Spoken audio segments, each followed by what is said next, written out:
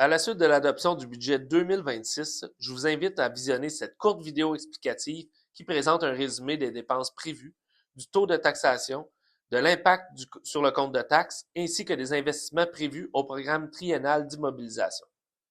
Comme indiqué d'entrée de jeu, il s'agit d'un budget axé sur des investissements responsables, c'est-à-dire qu'on continue d'améliorer les services qui vous sont offerts ainsi que la mise à niveau de nos infrastructures tout en limitant l'impact sur votre compte de taxes grâce à des investissements raisonnables et progressifs.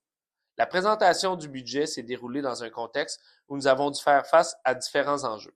Le premier défi, l'augmentation des dépenses incompressibles et des quotes-parts versés à des organismes externes pour la prestation de différents services.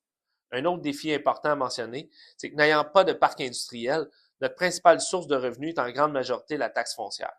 On doit donc être prudent pour maintenir l'équilibre entre un compte de taxes raisonnable et les investissements que nous souhaitons réaliser. Troisièmement, nous devons également faire face à l'augmentation des coûts liés à la réalisation des projets d'infrastructure, comme les matériaux et la main-d'œuvre. Finalement, afin de continuer la mise à niveau des infrastructures et de poursuivre l'amélioration des services offerts, nous avons fait le choix de maintenir nos investissements. Regardons maintenant de plus près les revenus et les dépenses du budget 2026.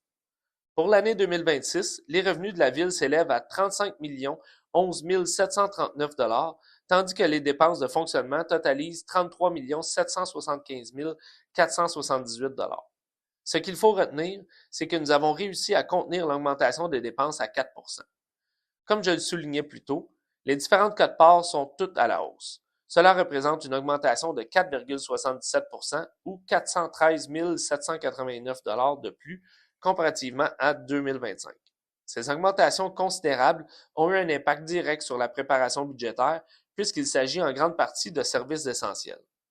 On observe également des variations dans les dépenses des différents services municipaux en lien avec notre volonté de constamment améliorer les services qui vous sont offerts. Je souligne au passage que le poste hygiène du milieu est à la baisse par rapport à 2025 en raison de l'entente avec Éco-Entreprise Québec qui entraîne une réduction des dépenses liées au recyclage. Cette variation s'explique aussi par l'aide financière octroyée par le gouvernement dans le cadre du programme Oasis, ainsi que des dépenses non récurrentes pour le remplacement des membranes à l'usine d'eau potable. En ce qui concerne le volet loisirs et culture, l'augmentation prévue permettra de bonifier l'offre d'événements spéciaux et culturels. Au niveau des différents taux de taxes, la taxe foncière résidentielle augmente de près de 2 sous, tout comme celle applicable aux immeubles de 6 logements et plus. Les taxes de services, qui incluent l'eau potable, les ordures, les égouts sanitaires et le transport en commun, connaissent des hausses variant entre 2 $ et 10 $. Quant à la taxe en environnement, elle augmente de 0,1 sous pour nous permettre d'investir dans des projets pour lutter et s'adapter au changement climatique. La valeur moyenne d'une résidence à Sainte-Marthe-sur-le-Lac en 2026 est établie à 498 062 $.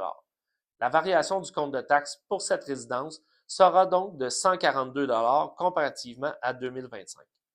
Pour vous donner une idée plus précise du compte de taxe à payer selon la valeur de votre résidence, vous pouvez voir différents scénarios au bas de la diapositive. En ce qui concerne les investissements prévus en 2026, afin d'améliorer votre quotidien, nous planifions la réalisation d'un plan particulier d'urbanisme pour le centre-ville, la bonification des événements spéciaux, le développement de plans directeurs pour les 3 parcs nature, l'installation de structures d'ombrage à la plage de la Sablière, l'ajout d'un module de carte du citoyen numérique, la réfection de la passerelle au parc de la Frayère, ainsi que la mise en place d'une forêt nourricière. Dans l'optique de poursuivre notre vision d'investissement, le programme triennal d'immobilisation totalise la somme de 16 millions pour l'année 2026 et prévoit la réalisation des projets suivants. La mise à niveau de l'usine de production d'eau potable, le développement d'un plan de mobilité, la sécurisation aux abords des écoles, la revitalisation et la réfection de parcs et espaces verts, l'implantation de 4 stations Bixi pour encourager davantage la mobilité active et durable, la poursuite du projet Une trame bleue et verte résiliente, la modernisation de l'identité visuelle et du logo de la ville, ainsi que la réfection de l'hôtel de ville pour poursuivre la mise à niveau de nos bâtiments municipaux. Il est possible de procéder au paiement de votre compte de taxes en 4 versements, soit le 3 mars, le 3 juin, le 3 septembre ainsi que le 3 novembre. J'en profite également pour revenir brièvement sur les projets réalisés au cours de la dernière année. Nous avons adopté le plan directeur des parcs et espaces verts pour se donner des orientations pour la revitalisation de nos parcs. Nous avons rénové et agrandi le centre communautaire qui porte désormais le nom de l'ancien maire Michel Leroux. Pour l'eau potable, nous avons procédé au remplacement des membranes de nanofiltration à l'usine de traitement de l'eau. Pour sécuriser les déplacements des élèves, nous avons aménagé des débarcadères et des trottoirs à nos différentes écoles primaires. Nous avons également lancé le portail citoyen, auquel je vous invite à vous abonner si ce n'est pas encore fait, afin de vous tenir informé des actualités municipales. Plusieurs politiques et plans d'action ont été adoptés. Le plan d'action Municipalité Amis des aînés, le plan d'action jeunesse, la politique de développement durable et le plan d'action de sécurité urbaine. Nous avons également procédé à la refonte du plan d'urbanisme pour se donner une vision claire et cohérente du développement et de l'aménagement. On a favorisé le réseautage et la mise en commun de nos commerçants avec un premier événement de réseautage et la création d'un répertoire des commerces locaux.